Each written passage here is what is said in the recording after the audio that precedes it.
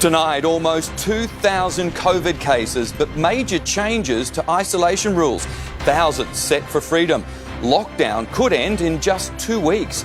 A COVID-positive woman forced to isolate in a tent as a family grieves the loss of a 53-year-old deli owner. The vaccine deadline looms for authorised workers. One rogue cop calls it quits in an online tirade. Qantas flights to London via Darwin, ditching Perth until at least next year.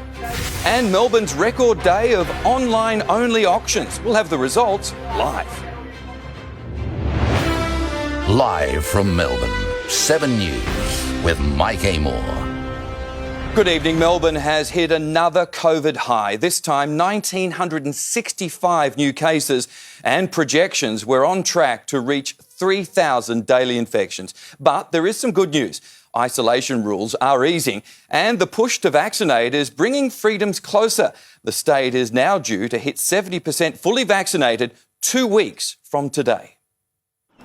Spring sunshine in Melbourne, but another daily case record, 1,965. Now more than 17,000 active cases. One of them, 26-year-old Georgia Milsom, forced to live in a tent in her family's backyard because she does not want to infect them.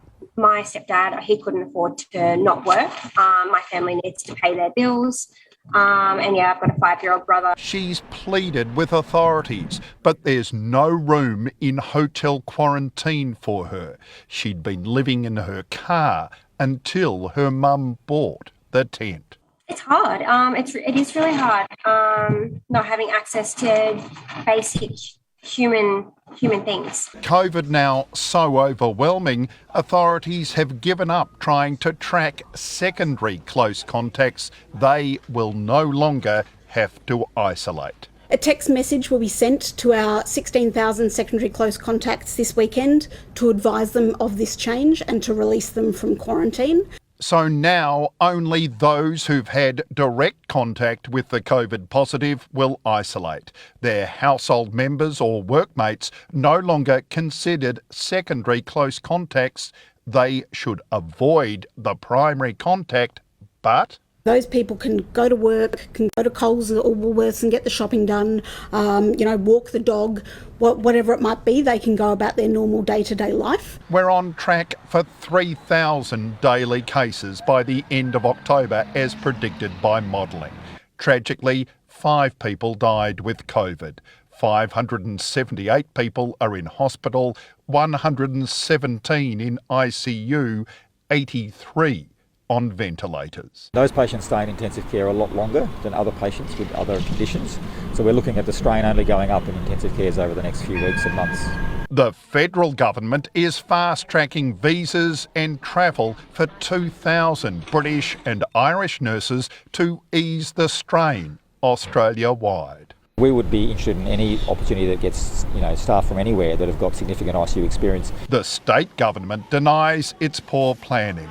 They've always recruited overseas nurses. It was happening prior to the pandemic, it's happening during the pandemic, and I would expect that it will continue to occur post-pandemic.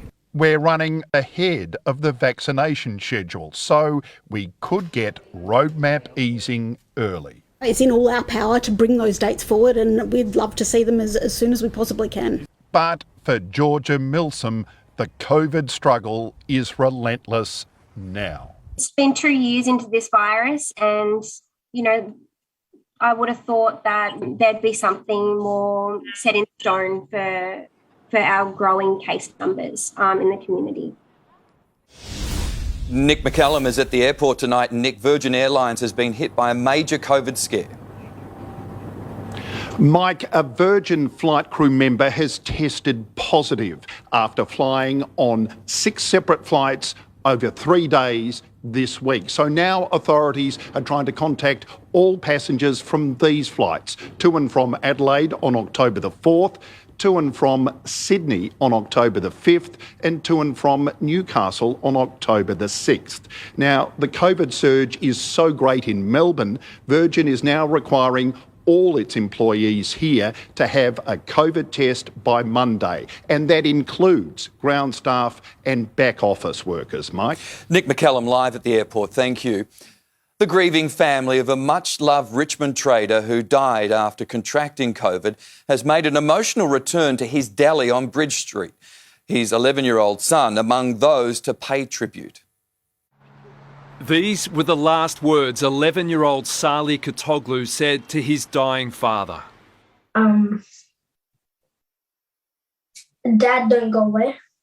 But Sona Katoglu died yesterday after contracting COVID last month. His wife Ebru had kept a bedside vigil as the virus took away his ability to breathe.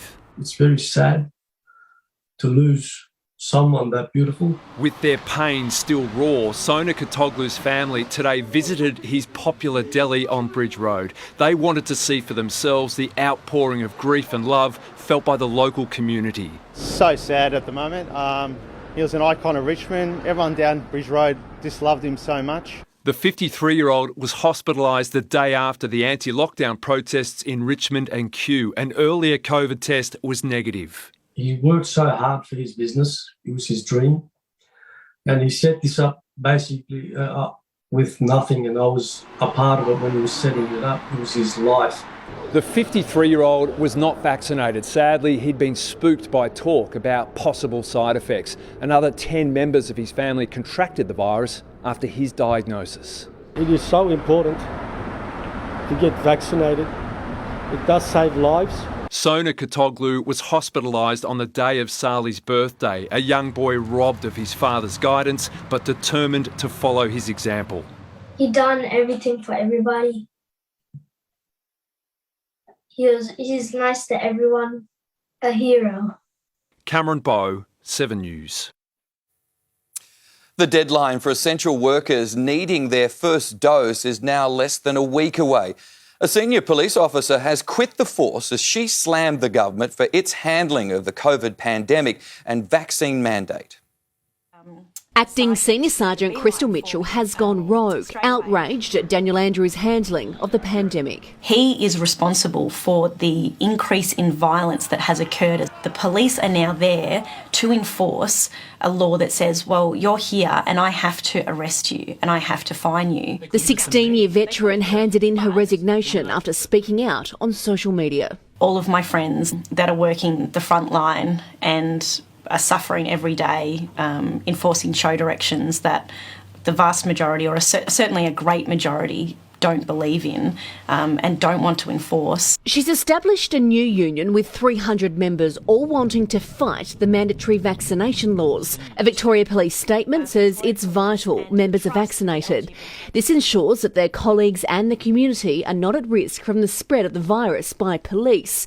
While individual employees have important human rights, these must be weighed against the interests of the community during this public health emergency. The deadline for the government's vaccine mandate is looming. Police officers, along with hundreds of thousands of other Victorian essential workers, will need to have their first dose of vaccine by October 15 and be fully vaccinated in 7 weeks' time. A rare medical exemption is needed for anyone who refuses. There are very specific reasons for exemptions under the CHO directions, and they relate to specific contraindications for the vaccine. They include anaphylaxis and significant immunocompromise, allergies, underlying medical conditions, and a family member's reaction to the vaccine are not deemed valid reasons. Unless you have one of those very specific contraindications, and there are not that many of them, please go and get vaccinated. It's the best way to protect yourself from serious illness and death and protect those that you love.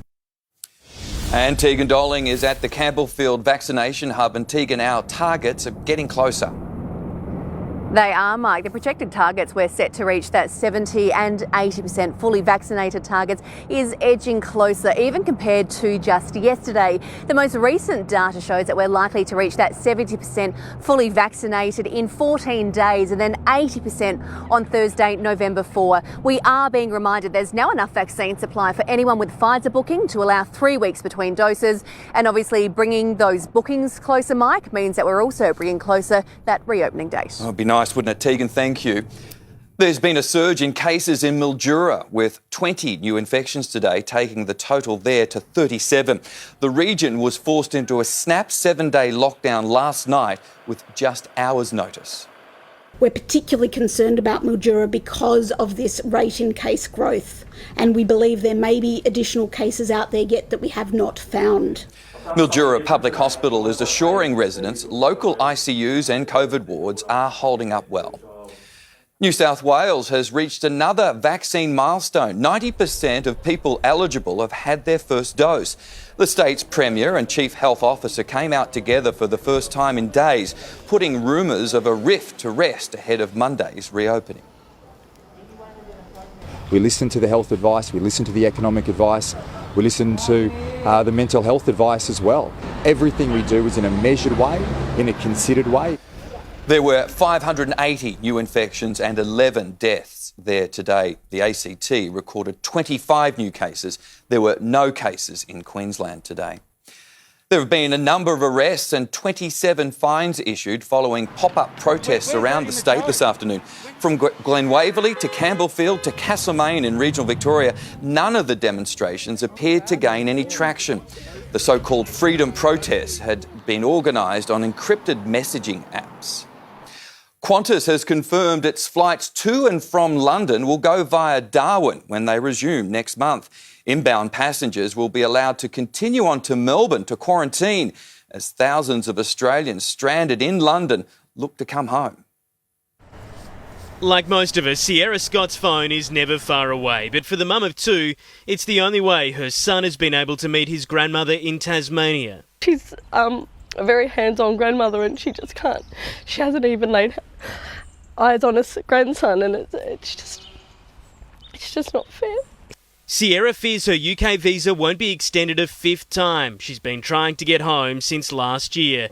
Now the family have put tickets home with Qantas in December on hold, but they're unsure whether to confirm. We're trying to work out whether or not we can home quarantine in New South Wales and then go from New South Wales to Hobart without having to quarantine again, because 2 kids. Qantas says it's resuming flights to the UK on November 14 via Darwin to London, returning through the territory from where New South Wales residents will be able to travel on to quarantine at home.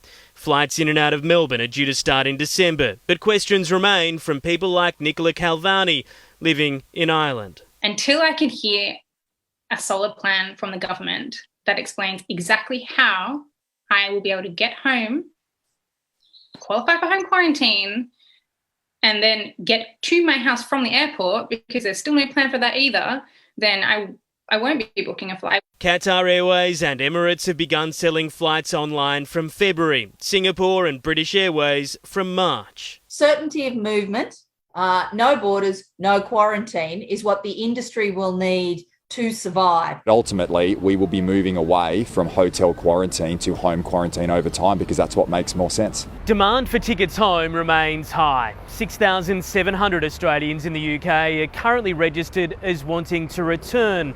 The latest government-sponsored Qantas repatriation flight sold out this week in 7 minutes. Just really want to go home to my mum. In London, Hugh Whitfield, 7 News. We have breaking news coming in now from the United States on a high-rise hostage situation unfolding in Los Angeles. Witnesses filmed through the window from another building as a man appeared to hold a weapon to another person's head. Tactical officers blocked off the exits.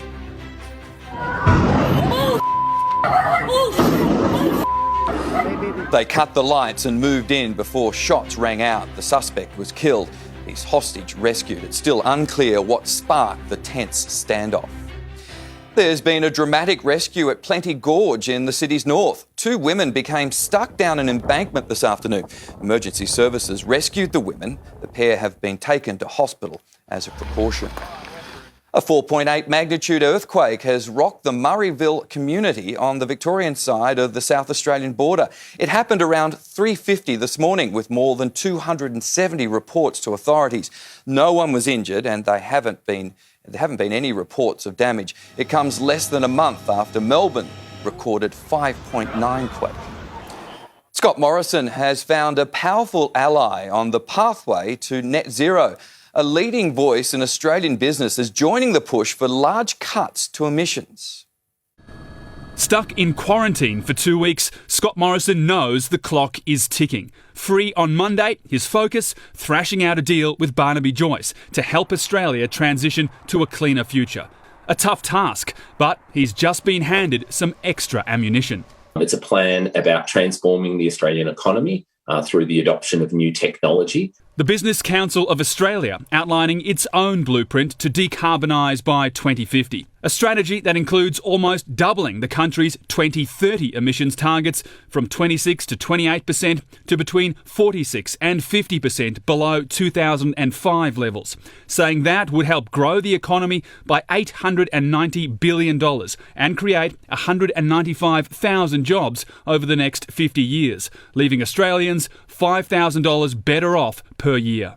A plan based on modelling from Deloitte Access Economics. It puts to bed fears from the Nationals a target of net zero emissions by 2050 will mean job losses in the bush. In terms of higher incomes and more jobs, this plan will benefit regional Australia. A plan backed by some of the country's biggest emitters and biggest regional employers, including miners and energy producers. The report is a major shift from the Business Council, which just 3 years ago was rallying against Labor's push for higher short-term targets, even going as far as to describe it as economy wrecking. An about-face welcomed by the government, with Scott Morrison still to decide whether he'll go to Glasgow. What matters most is that we will be taking detailed plans and commitments to Glasgow. Rob Scott, 7 News. Australia Post has committed to weekend parcel deliveries across Victoria for the rest of the year. It will help with delivery delays in the lead up to Christmas, with more than 1 million parcels being processed at Melbourne depots each day. Around 1,000 extra staff are being recruited to help with the increased demand. Collingwood champion Murray Wiedemann has become the 4th known VFL-AFL player to be diagnosed with chronic traumatic encephalopathy, or CTE, after donating his brain. The crippling neurological disease is linked to repeated head knocks. His family told the Herald Sun it noticed changes to his personality in his final years. Wiedemann died in February, aged 85. AFL trade talks haven't stopped for the weekend. Jackie Felgate, a few new names have bobbed up. Hello, Mike. Yes, the Giants are central players now. Coming up, we'll tell you which club is eyeing off GWS speedster Ian Hill. A massive boil-over at Caulfield with huge implications for the rest of the Spring Carnival. And why Tim Payne has come under fire as England gives the green light for the Ashes. Some good news there. And we've got more trade news coming up. We'll see you soon. Love the trade. Thanks, Jack. See you soon. For the first time in Melbourne's history, we've had more than 1,000 properties up for auction on a single day, and they were all online. Next, how the property market is surging and today's auction results live. Also, the date Victorian teachers are preparing to strike. Dozens killed in an Islamic State terrorist attack. Shocked police body cam shows officers celebrating after shooting protesters. And later, 2 special reports. A piece of Victorian history finds a new home, and how parents can fast-track the diagnosis of a common childhood condition. Victorian teachers have set a date to take industrial action. On October 18, staff will put a ban on meetings and stop responding to emails, except for those related to COVID and VCE assessments. The union says most of its members back the action and are demanding a new agreement for better pay and conditions. Pent-up demand is creating a perfect storm for Melbourne real estate, with a record number of online auctions today. Agents say it's just the beginning of a booming spring season. In Melbourne's 6th lockdown, the only way to buy a house is online. What we sell you here today is an opportunity to enter this rising, crazy Melbourne market right now. It's a method that comes with its own set of challenges. Just unmute yourself and yell it out. But one that's ultimately proven successful. This weekend, our biggest ever for online auctions. We were very, very happy. It was a little more than what we expected, so very good. More than 1,300 homes will go under the hammer by the end of this weekend. It's a huge increase from this time last year, when just 46 homes were sold at auction. With Zoom and with online auctions, we're getting better results. without leaving our house. The only thing I miss is the crowd feedback, because when I crack a joke, there's no one laughing, so I don't know if the joke worked or not. In-person auctions won't return until lockdown ends, but that doesn't mean thousands of Victorians aren't watching online. We've seen a massive increase of people logging online to watch auctions, and it's all around the world. We could average anywhere up to 200, 300, 400 people watching an auction online. Months of pent-up demand and increasing stock, creating a busy spring for sellers and spectators alike. Everything is just a perfect storm for really good real estate at the moment. And Estelle Greeping joins us live. Estelle, you have the latest data. How did these auctions online go? Well, Mike, a total of 750 homes sold at auction today and 125 were passed in. The clearance rate today was 86%, a little lower than last week, but that's expected to rise as buyers and sellers make up for lost time. Mike? Estelle, thank you. One woman is fighting for life following a collision in Horsham that killed a 79-year-old woman. A cement truck struck their SUV, which then hit a red ute yesterday afternoon. 2 other people they were travelling with were also hurt. The 52-year-old truck driver has been interviewed by detectives and released. A terror attack on an Afghan mosque has killed at least 46 people and injured more than 100 others. The suicide bomb tore through a crowd of worshippers gathering for afternoon prayer. Islamic State has claimed responsibility for the deadly attack. Newly discovered video shows American police celebrating after shooting protesters with rubber bullets. Officers are heard saying they're hunting protesters, ignoring desperate pleas from their unarmed targets. Stalking the streets of Minneapolis. Let them have it, boys, let them have it. Get out of here! Police enforce curfew in the explosive days following George Floyd's death. You guys are out hunting people now, and it's just a nice change of tempo. Yep, agreed. These people. Armed with non-lethal rubber bullets, officers celebrate, hitting protesters as they clear the streets, firing at will, taunting their unarmed targets. Be very, very quiet. We're hunting activists. Deaf to their desperate pleas. We're unarmed! What the are we going to do to you? We're out here peacefully protesting. This footage only made public when a man returned fire on officers inside their unmarked vehicle. Shots fired. The Army veteran, a licensed gun owner, acquitted on all charges. If he had fired knowing that they were police, that's a very different context than firing at unknown civilians in a white van. Instead, now it's the actions of these police that's under scrutiny. Gotcha! In the United States, David Woodward, 7 News. Melburnians are banned from heading out of the city, but that doesn't have to stop us enjoying the sunrise over Phillip Island. The island is hosting a virtual weekend, offering a winery walkthrough, online penguin parade, online yoga class and much more. It's a great way to share some of our new experiences and get our operators enthusiastic about welcoming visitors again in the coming months. Restrictions on travelling out of the city are scheduled to be dropped on November 5. It's been a pretty nice day outside, but Melbourne's weather is about to take a turn. Melina Saris is here with a look at what's happening right now, Mel. Well, Mike, a cold change is sweeping across the state. If we take a look at the radar, we can see light scattered showers moving in from the west. They will gradually extend eastwards overnight. We can expect some thunderstorms to pop up this evening as well. Sunday turns cold, but most of this wet weather will clear out of Melbourne before dawn. I'll have all of those details later in the bulletin. OK, see you then. Thanks, Mel. There's a new boost tonight for Melbourne's struggling music industry. Next, details on new cash grants and the push for an insurance scheme. Also, the simple tips to prevent your online shopping from being stolen. A World War II codebreaker honoured for helping change the course of history. And Japan's panda twins finally have a name. There's finally hope tonight for our struggling performing arts sector with a new round of cash grants and permission to start rehearsing again. And there's a new push for an insurance scheme to safeguard against future lockdowns. Hey, my Musician Hannah Crofts is now eligible for $5,000. The grant is part of a new state government package helping one of our hardest hit sectors. I lost all of my income. I lost all my touring income, my recording income. Groups in the creative sector can apply for $10,000 grants. Many of whom have fallen through the gaps of other support programs. Being able to make an album and release it means that my 2022 can involve touring, can involve performing again. But just when performers can get the show back on the road full time is unclear. The word event doesn't appear on the Victorian reopening roadmap.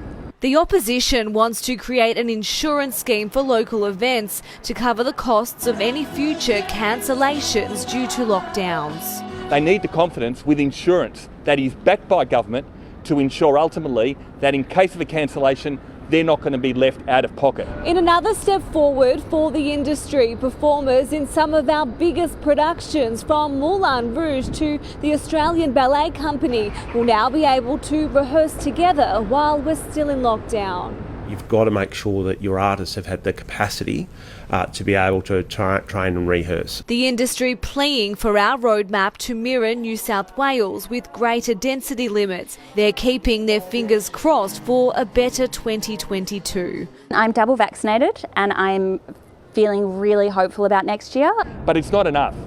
We can't have a drip feed mentality just to keep people going. Sarah Jones, 7 News.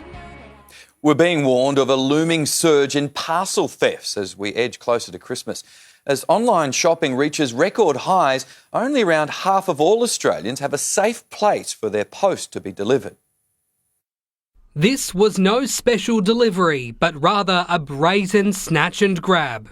And as lockdown lifts across the country, Crime Stoppers warning we'll see plenty more of this. The number of sales will continue, the number of deliveries will continue, but the people actually being at home will be less and less. A new survey has found just 55% of Australians have a safe place for parcels to be delivered, making it the perfect target for thieves. We're worried that people will be a little bit too relaxed about the way that they manage their parcel deliveries. But there are ways to avoid falling victim. Get a PO box or to use a free 24/7 parcel post delivery service and get their parcels sent there. Hubbed has also seen a spike in interest in their parcel collection service, which is expected to continue well into next year. If you look at some markets in Europe, for example, click and collect delivery services or deliveries to lockers are up to 40-50% of all parcel deliveries. Simple advice to ensure you get the goods you paid for. We don't want to spend our hard-earned cash basically leaving it at the front door just for somebody else to basically lift it.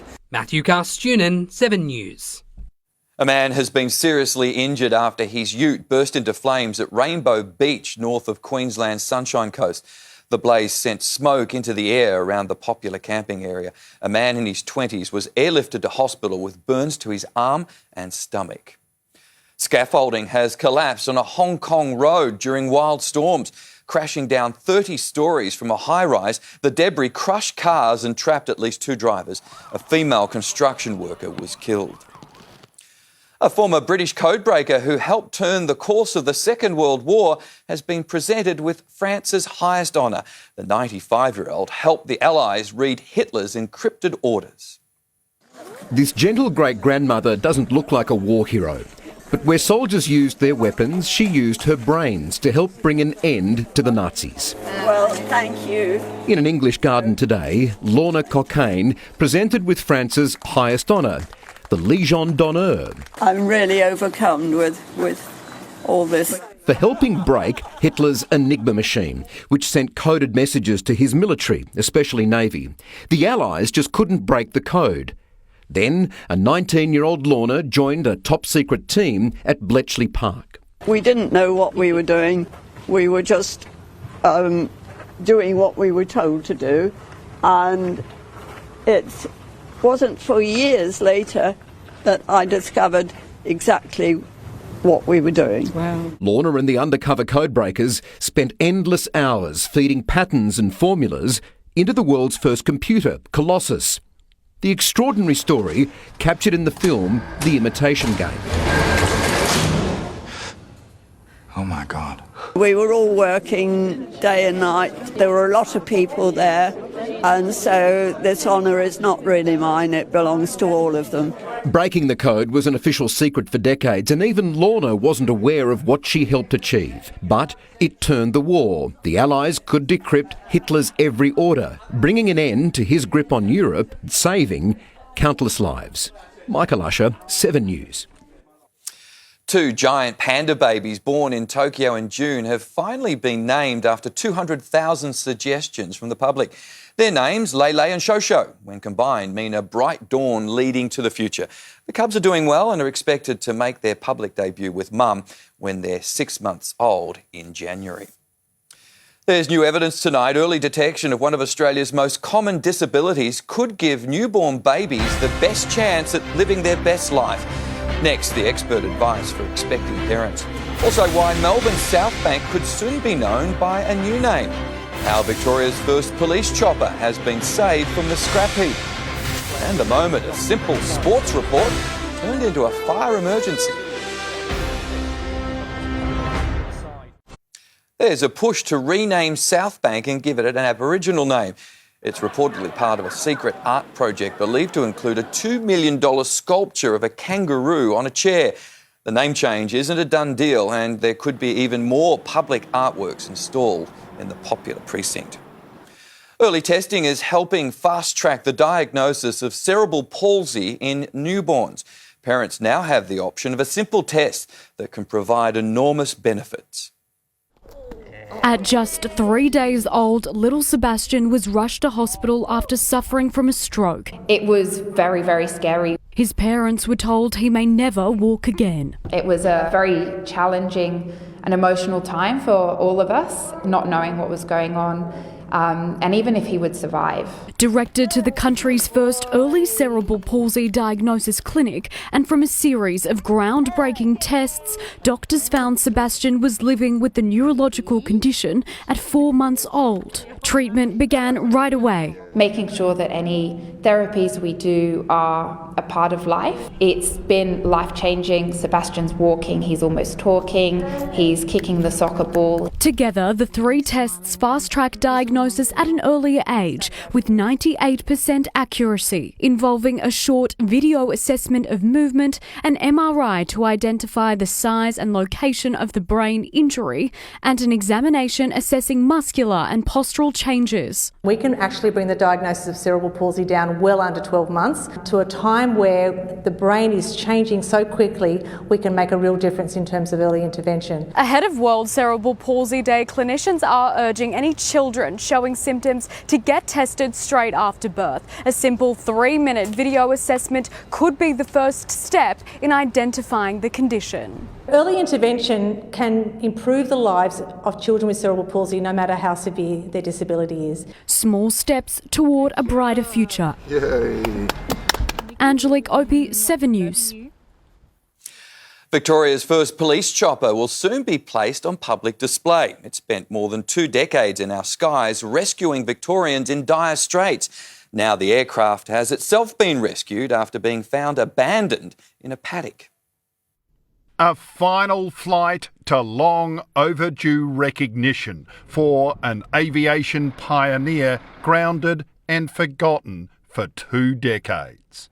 I'm really pleased. It's a fitting end to the machine to be going out like this, back to restoration so that the people can have access to it. In 1979, the twin-engined Dauphin was Victoria's first police helicopter, helping save countless lives. The number of people in Victoria that are walking around now as a result of that treasure, for want of a better term, really. It was retired in 2001, then disappeared, until 3 years ago, when it was discovered in an aviation buff's paddock in central Victoria. Here it was parked beside a house. I couldn't believe my eyes because I'd often wondered what happened to it. So Ian and the chopper's former crew mobilised. It became a project for a group of us, and here we are today, and much relief, much joy. they arranged its removal from temporary accommodation in a Sunbury paddock across Melbourne to a new permanent home.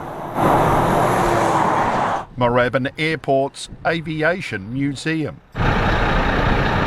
After lockdown, excited volunteers will restore it for public display. Absolutely stupendous. It's such an iconic piece of Victorian history. Will allow kids, etc., to sit in there and pretend they're a police helicopter pilot. The chopper's former pilots and crew members will be invited to join in the restoration. They'll treat it as a reunion with an old mate. Just a massive sense of pride, and I think we'll all sit down and might have a quiet beer or 30. Nick McCallum, 7 News. Great story. Now, when you're a reporter, you have to be prepared for anything, but this sports journalist wasn't expecting this ahead of England's Soccer World Cup qualifier in Andorra. We're just going to pan across there, Joe, because this is quite a big incident that's happening live that's just been pointed out to me. That is the gantry here at the Estadio Nacional that's, as you can see, burst into flames. Oh dear, sprinklers were used before firefighters arrived. The match will proceed as scheduled later tonight. Hopefully nothing catches a light. Jackie Felgate is here with sport, and Jack Victorian clubs are circling a young star. Hello again, Mike. Yes, Bobby Hill's requested a move out of the Giants that's opened up a bidding war. All the trade details are next. Also, the latest on Hawthorn's bungled bid to offload their stars. England's players laying down the law with big demands ahead of the Ashes. One of the hottest horses stumbles at Caulfield with huge implications for the Cox Plate. And Dan Ricciardo, all the buzz in Turkey.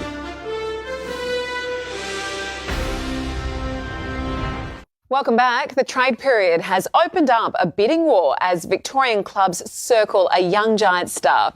Chief Football reporter Tom Brown is live with the latest. Hello, Tom. A new name has emerged today. Jack, that's right. In a surprise today, Bobby Hill has requested a trade back to Victoria, or to Victoria. Now, Victorian clubs, not surprisingly, have jumped on the phone this afternoon, up to 6, including Hawthorn, North Melbourne and Collingwood, at least informally contacting his manager, Colin Young, in the West. Now, Essendon's on the hunt for a small forward. They're mainly trying to move up the draft order, but we'll look at this, and I can report in breaking news that after meetings this afternoon, Young has indicated to me that Essendon lead the race at this stage, unless North, of course, could make a gigantic offer, but Essendon in pole position for Bobby Hill. Hill wants to be in the same city as his cousin Brad Hill. Both have pregnant partners, want to get their families close together. Meantime, tonight, Rory Lobb to GWS is no guarantees on $700,000 a year for 2 more seasons. The Giants, it's well documented, don't have a lot of spare salary space. That'll go right to the line on Jordan Clark. Fremantle and Geelong are edging closer to a deal. Pick 22 and a future third would probably now get it done.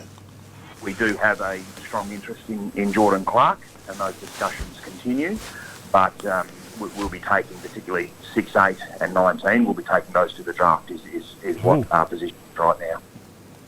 Meantime, to Hawthorn, Sam Mitchell phoning coaches, in particular Mitchell's explanation of it on 7 News yesterday, has raised eyebrows at a number of clubs. There's an open secret in footy that Hawthorn's open to trading some of these top players, but the Hawks want a first-round pick. It's fanciful that they get that, according to one trade source tonight. Port Adelaide sources telling me today very firmly links to O'Meara, Jaguar O'Meara, have just gone too far. Yes, some Port Adelaide people like O'Meara as a player, clearly, but Port haven't spoken to O'Meara, haven't spoken to his manager, Tom Petroro, or spoken in particular to Hawthorn about it at all. But Essendon leading the race for Bobby Hill tonight, Jack.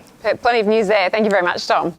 The Cox Plate has been thrown wide open after hot favourite Zaki was beaten in the Group 1 Might and Power at Caulfield. Jockey Craig Williams remains bullish, saying he lost the battle, but the war isn't over. All eyes were on boom horse Zaki in the Might and Power, but the runaway favourite failed to fire. Just in front, non-conformist drive.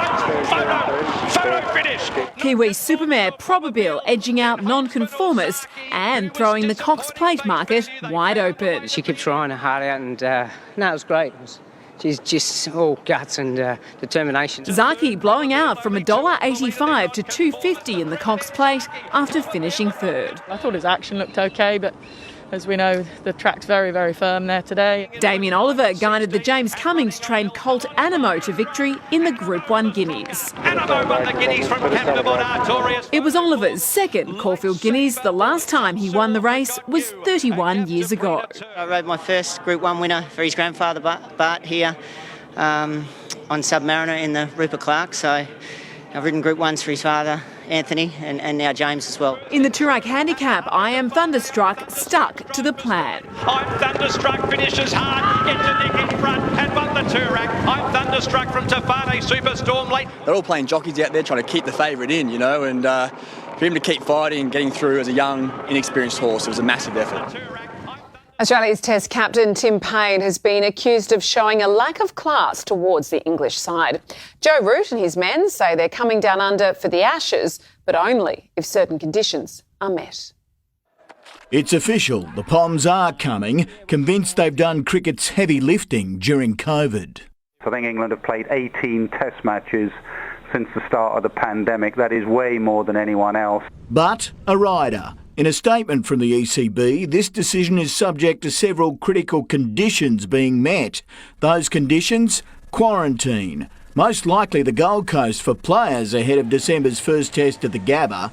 Then for the festive season featuring tests in Melbourne and Sydney, families could join players, having quarantined at luxury resorts, probably in Victoria's Yarra Valley. A lot of these players have young families and they want to see them over the Christmas period. As for Tim Payne telling England, don't come if you don't want to. He hasn't gone through what Joe Root's gone through. He only plays one format of the game. So I do think he showed a little bit of a lack of class. Australia will be hoping Glenn Maxwell brings his IPL form to the T20 World Cup. Batting right and left-handed, Bangalore's Big Show bludgeoned half-century number 6 for the tournament. SK Bharat, the star, with 5 needed off the final ball. High in the air! Victory! Win tonight's T20 and Australia secures the multi-format series against India. All our bowlers eager to open against the big-hitting tourists. I think as a bowling unit, we're all ready to go from ball one. Coverage on 7 Mate. Andrew McKinlay, 7 News. And Daniel Ricciardo says there's no cause for concern after finishing 14th in practice ahead of the Turkish Grand Prix. Although the McLaren driver did have his issues post the session. For the fans of Rick 3, DR3, Daniel, that is me. I wouldn't be concerned. It was just, didn't put the lap together. And is there a B you're looking at? That's a really big one. It's a very large B. Lewis Hamilton was fastest, but will cop a 10-place grid penalty for changing his engine. You've got to watch out for those pesky Bs. Not going to hear the end of that. OK, thanks, Jack. Melina is next with the forecast, and Mel, the rest of the weekend won't be as nice. It won't, Mike. It turns showery and wintry tonight, setting us up for a cooler Sunday. I'll have all of those details right after the break.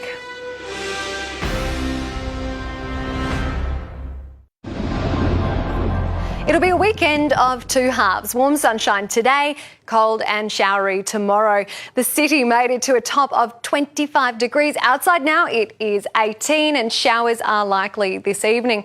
That is due to a trough crossing Victoria ahead of a cold front moving across the state overnight. The front clears our eastern parts on Sunday morning as a high strengthens over the Bight. A quick check of our capitals: rain and a possible storm in Sydney, warm and sunny in Brisbane and mostly sunny over in Perth. In Victoria, early showers will contract to our eastern districts by the mid-morning. Isolated showers could pop up over the south at times. It'll be cool and mostly cloudy with moderate south to southwesterly winds. Those showers should clear the suburbs before dawn and we will get some long dry breaks. We could just see a few showers popping up in the afternoon. They are more likely over in the western suburbs, but southerly winds means these temperatures will be significantly cooler than today by about 10 degrees. A shower or two in the city tomorrow, starting on a low of 10 before a top of just 15 degrees. It'll be cool again on Monday with a possible early shower. Tuesday is much nicer, 21 and partly cloudy. Showers increase on Wednesday and they continue on Thursday, Friday and Saturday, easing in the afternoon, and we're back in the mid-teens for a cool end to the week, Mike. OK, thanks, Mel. And that's the latest from our Melbourne newsroom this Saturday. For now, from the 7 News team, have a great night.